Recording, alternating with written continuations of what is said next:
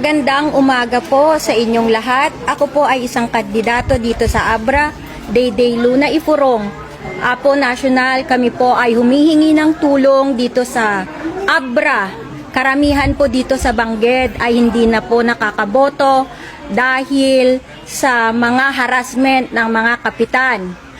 Kami po ay nananawagan sa aking mga co-parent dyan sa Manila. Paki-share nyo po ito. Wala na po kaming kalaban-laban dito dahil hindi na namin alam kung kaya pa ba ng PNP ang nangyayari.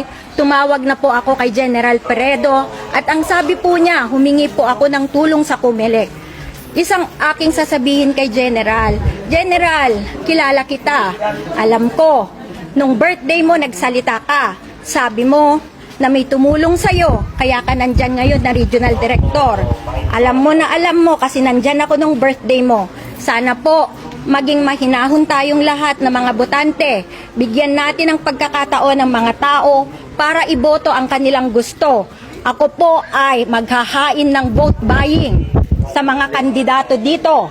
Kahit kapatid man siya ng ES na sinasabi namin, ako po ay lumalaban para sa mga tao ng Abra.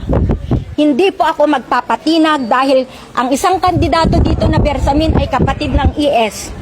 Akin pong humihingi ng tulong sa mga PNP sa National, General Marbil, at wala pong nagagawa ngayon yung ibang kapulisan dahil isang team po ang kanilang kinikilingan, ang tinatawag na progreso.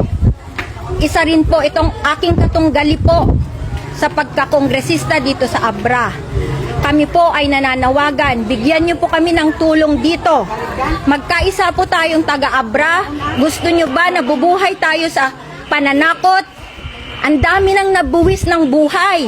Gusto niyo po pa bang ipagpatuloy na maraming mabuwis ang buhay? Isipin niyo, lahat tayo may pamilya. Yung mga nawala at nagsakripisyo ngayong eleksyon. Isipin nyo yan, wag nyo na silang iboto. Ngayon yung pagkakataon. Bigyan nyo ako ngayon ng pagkakataon na ipaglabang ko kayo mga taga-Abra. Sa lahat po ng aking co-parent, alam nyo na kung sino kayo. Siya mang aking anak. Please share, help us dito. Help us dito sa Abra. Lord, we know you are only the most powerful here in Abra. At ngayon, ang mga pulis, hindi ko alam kung takot sila kay ES.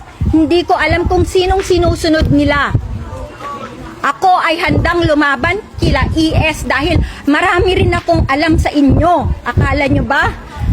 Marami akong alam sa inyo tungkol sa Supreme Court.